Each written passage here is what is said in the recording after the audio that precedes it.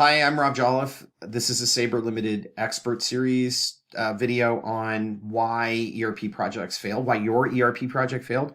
And I'm going to go over some of the answers I give clients when they ask me that question, because I do get that quite frequently. So let's jump in. Okay, so we're here. We're gonna look at figuring out why your ERP project failed, and this is part of my Sabre Limited expert series. This is a really common question that I get asked: why did my ERP project fail? And this is part two of a two-part series. I'm Rob Jolliffe, and I'm the president of Sabre Limited. I'm an expert in Microsoft Dynamics Business Central, and particularly in the manufacturing space. As I said, this is part two of a two-part series on why ERP projects fail. And today I want to look into the technology problems that might have led to your failure. So a couple of assumptions that I'm going to start with. This manufacturing project was it was a manufacturing project that failed, not other types of industries. I'm not as familiar with those, so it's not as easy for me to answer. It's not SAP or Oracle or one of the very hyper big ERP systems. We're not talking about a multi-million-dollar project. We're talking a multi-hundreds of thousands of dollar project perhaps, but not in that millions and millions of dollars. And it's a mid-market ERP system. So one of the possible causes is that you've chosen the wrong ERP. And I say it's unlikely but possible because ERPs have all kind of come together and they're very, very similar today. So there's about 10 main ERP vendors. They all have mid-market and upmarket, upscale products. Maybe IFS is a little bit more in the high mid-market, but most of these products are either in the mid-market, have products in the mid-market, might have some products that are in the upper echelons, like SAP and Oracle, for instance. But they also have mid-market, meaning small business, small, medium business type products.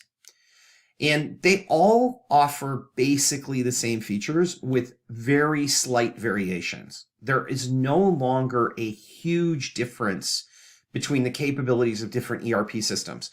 Now, there is a difference between best of breed and best in class ERP systems, which I cover in a different session. But we're not going to get into too deep into that, because even if you have one or the other, although I think there's best of breed tends to be better. It doesn't really make that big of a difference overall in whether your ERP is successful or not. You should still be able to be successful with either of those. All of these products should be equally debugged. So there shouldn't be a situation where of these vendors, there are bugs and problems and the software doesn't work because it's got all kinds of issues, et cetera, et cetera. You should be able to use the ERP system properly. Now, that being said, there are hundreds of what I'll call second line ERP vendors. And these vary from, I've seen organizations where there's like 2 or 3 programmers in the whole company. And maybe the boss started the business, wrote an ERP for a local company and has sold 10 or 20 copies of it. I would say that those ones that are really, really small, they could be problematic. I would consider that. But any product with about 100 customers or more in your industry, if you've checked into that and you've confirmed that, then that ERP is probably not the issue. So that would be one thing I would check. If you have an ERP system, it seems to be a relatively small product. You want to ensure that they have about 100 customers at least in your industry. Now, again, I've said this before in other videos. Your industry doesn't mean if you're a blinds manufacturer and you make, you make blinds for residential homes, that there's 100 blind manufacturers that have bought this ERP. There probably aren't that many of your competitors that bought ERP in the past 10 years. So you're not going to find a product that has that kind of saturation in your industry. But if you're a manufacturing company, there's 100 manufacturers using the product. There are some subcategories of manufacturing that need really specific things. So something like a process manufacturing, food, pharmaceutical, chemical, nutraceutical, and cosmetics tend to be somewhat different, and they need to be a more specific ERP. As a matter of fact, I generally tell clients in those spaces they should go see an expert who's a specialist with that. So if you have a vendor who is very small, that is a possible problem. If your ERP vendor was very cheap, I would also be really concerned. So even if they didn't seem to be small, but they were really, really cheap, the product they were selling you was way less expensive than the other products you looked at, it could be that they're just not a full-fledged ERP. they're designed for the small market, not the mid market. And small business, small market ERP systems, I would say, are companies with 5 to 10 users using the ERP system, doing a turnover of $2 or $3 million, might be the target market for those small in manufacturing, because manufacturing tends to get complicated pretty quickly.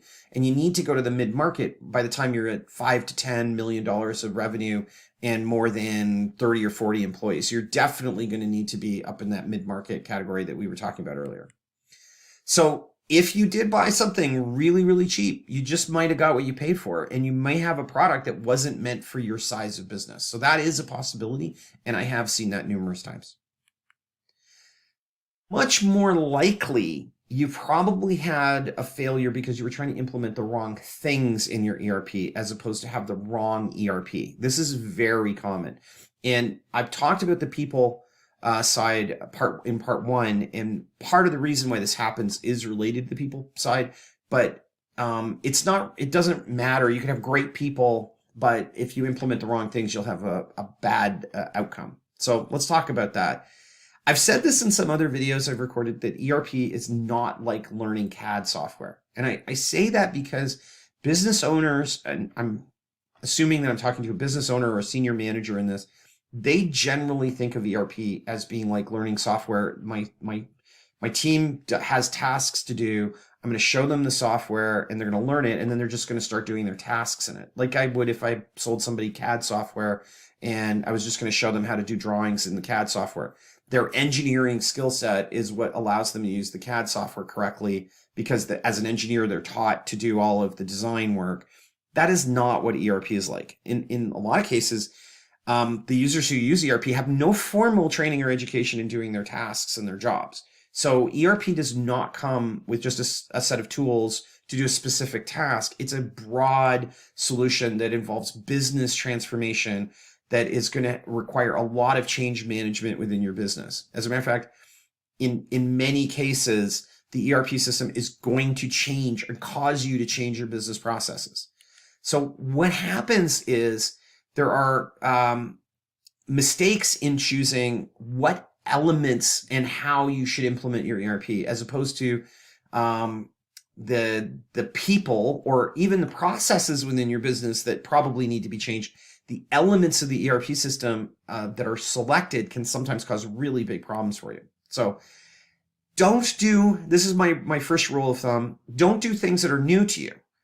And this is something you need to look for if that was what happened when you were implementing your ERP system. If you had things that you were not very good at, you shouldn't have done those. Now, the exception of that is if you bought the ERP because you desperately needed something.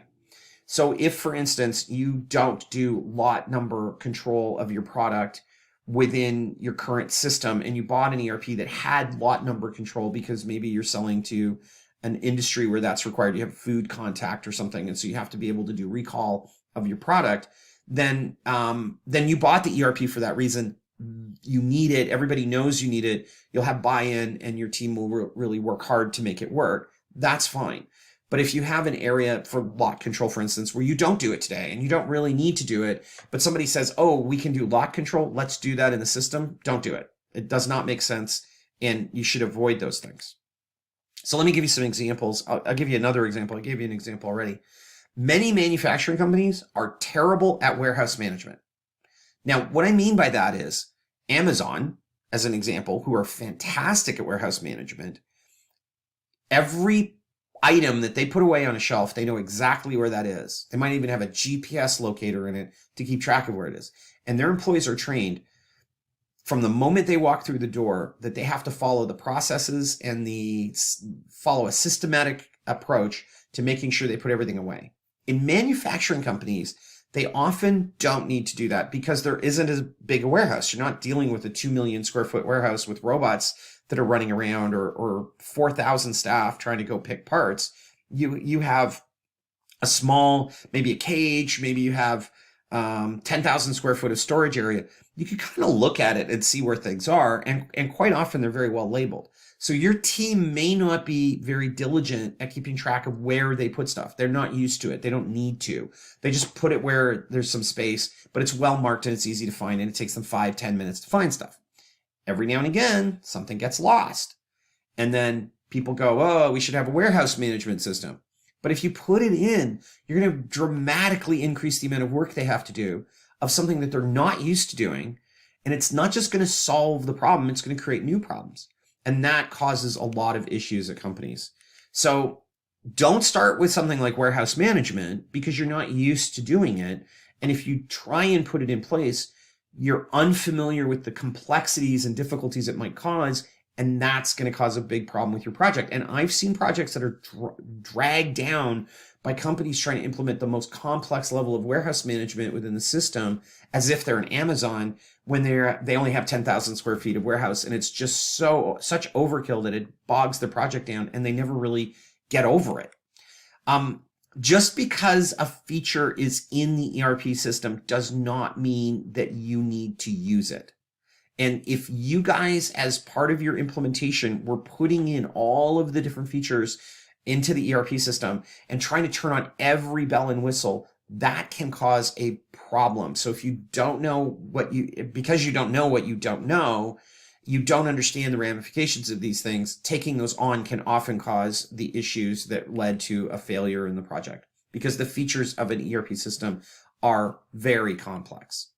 So the more complex you make your phase one, the harder the project would be. So you need to sit back and ask yourself, did we make the phase one of the project so complicated that we were unable to get it to go live, or it was extremely painful to go live because of the complexity we created? And I'll talk about this in a future session, but if you make your phase one simple, you're going to have a shorter implementation to finish phase one. Probably by the time you get phase two done would have been when you would have got your first phase done one if you had done everything together. So it's not like you've lost time by doing a simple phase one. You've actually gained time because you started using the system sooner and then rolled out the rest of the features. So as always, please check out the links in the description for other videos and articles related to this video. I hope you found it very useful. And if you did, don't forget to subscribe and follow our channel because I record videos like these weekly. And if you want to be informed of when they're released, please just subscribe to the channel on YouTube and follow. Once again, we're Sabre Limited. If you'd like to contact us, our web address is www.sabrelimited.com. You can reach us at sales@sabrelimited.com. And you can reach me, Rob Jolliffe, on LinkedIn at linkedin.com/in/Rob Jolliffe.